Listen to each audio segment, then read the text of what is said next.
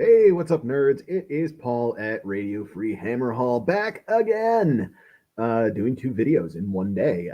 This time I'm just doing it as a live stream because that's currently the easiest way to do things with the setup that I have going on, and I need a new laptop, is really kind of the bottom line. So while that is being researched and in process, um, I will unfortunately be using a Chromebook, which I know has crappy audio, and I am doing everything out of like Google Slides and out of browsers and stuff. So, without further ado, today we're going to talk about the Centurion Marshal, which is a fantastic model, one of my favorites out of, excuse me, out of the Slaves to Darkness line. It's a super cool model. And a lot of folks have been kind of down on the War Scroll. Now, as I have noted in the past, I'm a big advocate for just figuring out what to do with these models, these units that are super cool, that people love them. But maybe the discussion of them is kind of skipping over uh, what you might actually be able to do with it. Um, so I want to kind of go through, talk about the pros and cons, and how you're going to be able to best utilize this particular war scroll. Um, and got this guy right over here just to prove that I'm not bullshitting you, that I like this model a lot. He's going to get painted up very soon. So let's start out with the basics. 8-inch move, which is certainly respectable. He is a 4-up save, once again, pretty decent and survivable. We have a bravery characteristic of 8, which on a hero is usually not all that meaningful, and 10 wounds. The 10 wounds is a little bit tricky because there's a number of things that kind of fall off once you hit 10 wounds on something, even if you're not a monster. So it's a little bit of a challenge there. This guy might be slightly better in that regard if he was 9 wounds instead of 10, so that he's not, uh, getting bumped into a different classification for battalions and still gains benefits of cover and things like that. So um, the good news is that he's quite survivable, being double the number of wounds that you typically have on a hero, particularly of a hero in this sort of classification of points. In the mid 100s range, he's currently at 145. Um, so even if he's going to move up and down a little bit, that's really kind of where we're pegging him. He's really pretty much the price of your ordinary everyday 5 wound foot hero, except he's got 10 wounds. So I think just from that perspective, he may be a pretty decent value, being a bit more survivable than a lot of your other guys. Now, in the current battle pack, he is not a Galatian champion as a result of that, but we've only got a couple of more months of that being relevant. And then we'll move on to something else. And perhaps it will be making this guy his time to shine, as the Galatian champions really have done for a number of other units. So let's get into his melee profile. No missile attacks here. He is armed with a mauling spear and skull bludgeon and Varinspire Gladius. So the spear has a range of 2 inches, so he can reach over some things. Although with a hero, that's typically not that relevant. 3s to hit and wound, rend 1, and 2 damage. So that is going to have, it's. I'm trying to sort of maybe adjust how I'm talking about the math hammer a little bit on these things. So 3s and 3s is just under 50% of the attacks wounding. And then, rend 1 is respectable, but against a 4-up save, it's bringing it from a 4 to a 5. So still about a third of those are going to be saved. So we go from that 4 attacks to likely about 2 wounds most of the time. That's going to be your average. Going into Rend 1, and there's a good chance that you're going to lose 1 more to a save, and then you hit them with 1 attack on 2 damage. So just from the Mauling Spear, we're getting really just 2 damage probably. Then we have the Skull Bludgeon and Varanspire Gladius.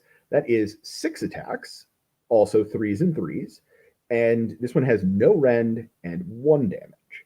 So once again, just kind of running through the math hammer real quick, 3s and 3s, just under 50%. So let's say that's 3 attacks that are going to be wounding against a 4-up save. That's going to give you half of those. So 1 or 2 getting through, and then doing 1 damage each. So that 1 or 2 getting through, doing 1 or 2 damage. So this guy is really looking at like 3 or 4 damage that he's probably going to be getting through in the combat phase when he's just making 1 round of attacks. Now let's also go through our other abilities, because that's actually pretty relevant to our overall damage output. The first ability that we have here, Skewer, Drag, and Bludgeon, I think. Yeah, it's a little small on my screen. Hopefully it's a little bit bigger for you guys. Anyway, so when he fights, you make your attacks with the Mauling Spear first. And the number of hits that you score, that number gets added to the next attack, the Skull Bludgeon and Gladius. So with 4 attacks on 3s to hit, that's going to be a little bit better than 50%. So you're actually going to be adding 2 or 3 additional attacks to that second profile, which as we go through, if 2 or 3 get through, you're probably going to get an extra wound out of, or an extra damage out of that. So it's going to bring this guy up to like 4 or 5 damage probably, which, that's enough to spike another hero that's in the same sort of points range, which I know I like that. That is, I think, doing a respectable amount of damage just on the War Scroll for the kind of point value that we're at here. So now he does still have 2 more abilities. This first one, when you get into the combat phase, you pick a unit within 6 inches, and he could try and throw his net at them. On a 6+, that unit will fight last because they're tied up in the net. Fight last abilities are always really solid. I think it gives you an opportunity ultimately to probably get more attacks in most of the time before your opponent retaliates. So obviously, if your opponent attacks a unit first before it has an opportunity to fight, it's going to probably lose some models, and therefore you'll get less attacks off. So I think that that's solid. You have to do it on a unit that is not a monster and has 5 or less models. So I think, again, not a big deal. Like, as far as like for similitude, that kind of makes sense. That the net's not going to be big enough to snare more than 5 guys. So next ability, which I think is pretty powerful actually, is Marshal of the Legions. So this gives you a 5-up rally board wide for your undivided mortal units. So I think this guy is sort of a strong build around if you're really going with an undivided theme. So that's, pretty much it. Let's also note here that he has to be undivided. So he does not get another Mark of Chaos. He's always treated as undivided. And he has Eye of the Gods, which I think is pretty important because he's going to sort of level up as you use him. And as I've discussed in previous videos, Eye of the Gods isn't really like super powerful, but number one, it's really fun. I think pretty much anybody really enjoys making those rolls, even if it's not about power. So how do we utilize this guy? How do we work him into an arc? I think the first most obvious thing that you want to do is run him in an undivided force. Um, that is going to give you that 5-up rally. And oh, I apologize. It's not board wide. It's when he issues the rally command. Need to get that straight. Very important. I think that, one of the best uses for this guy on the battlefield, I think is actually going to be sort of as a combat hero, which sounds weird when he's averaging 4 or 5 damage. But that said, let's look at a couple of other things that are really going to kind of tweak that. Number one, we do have that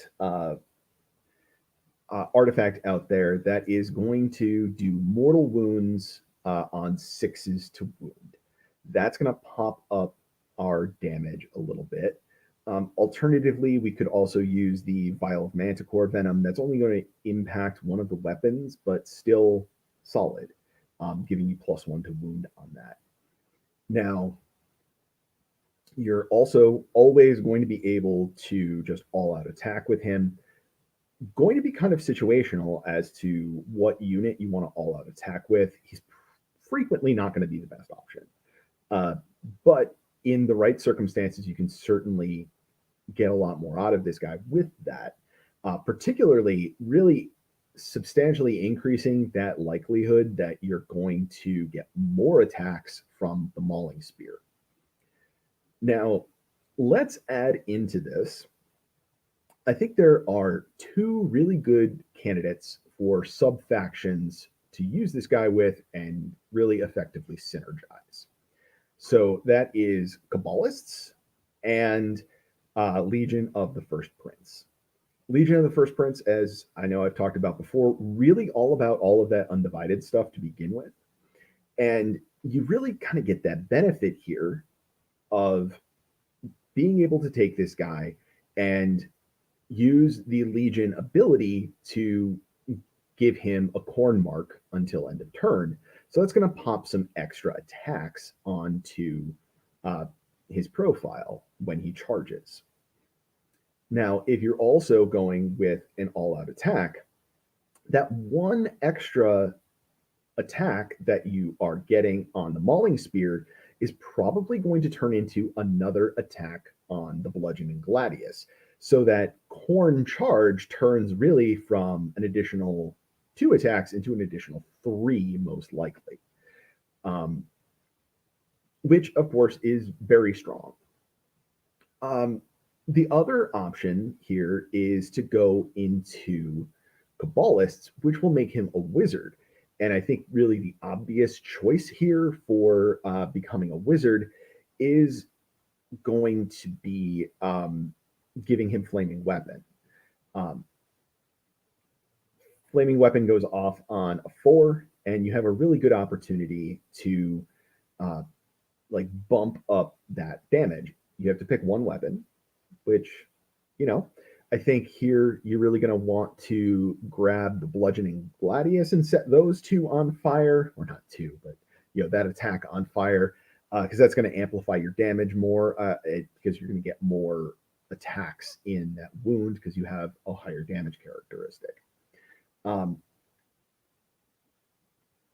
So I think here, that's really going to give you a pretty good boost.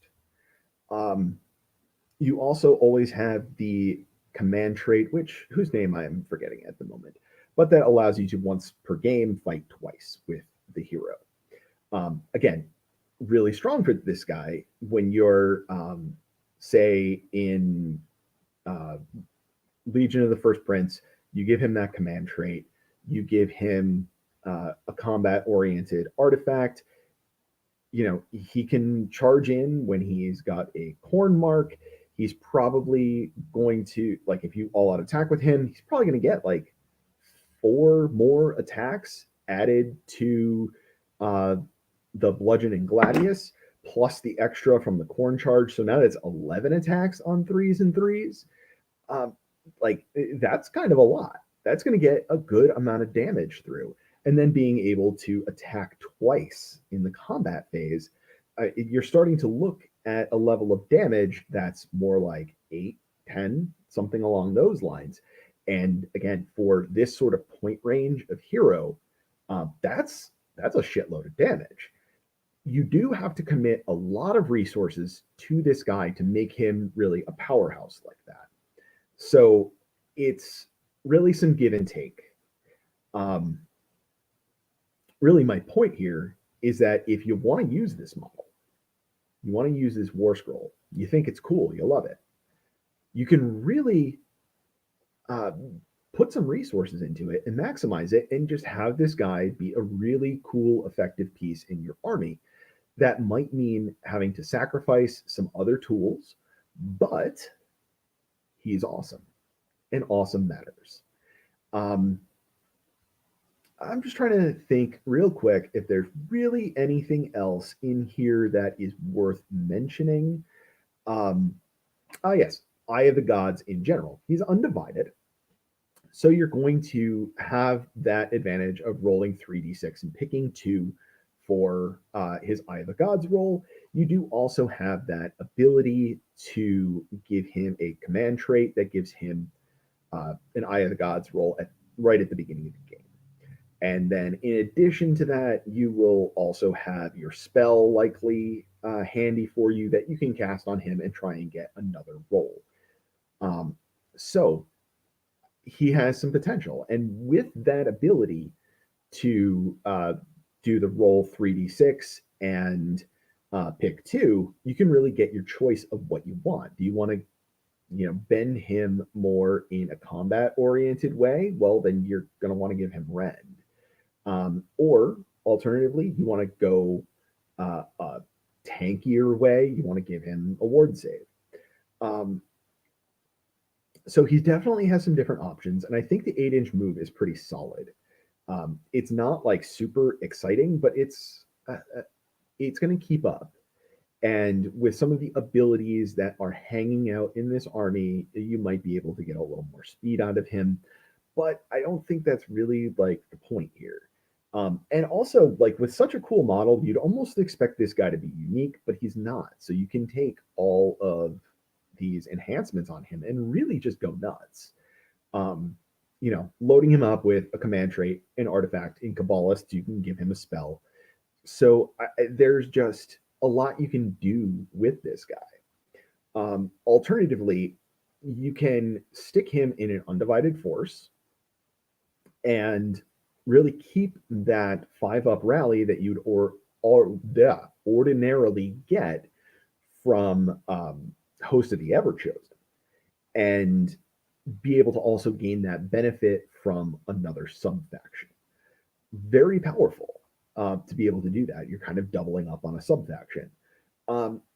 So I think that's really kind of about it on this one. I really like this guy. I think he's cool.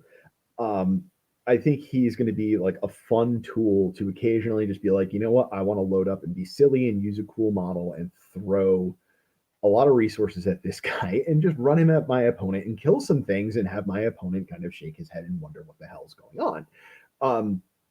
It can just be fun and interesting. There's all sorts of stuff you can do. I haven't actually gone and run the math on what your preference really is going to be on Legion of the First Prince versus Kabbalists with Flaming Weapon in terms of damage output, as well as really the Vial of Manticore Venom versus the other artifact in Slaves to Darkness, whose name I'm forgetting at the moment, where you're getting extra damage equal to the damage, or I'm sorry, mortal wounds equal to the damage characteristic. Not sure in this case which one is actually going to be better.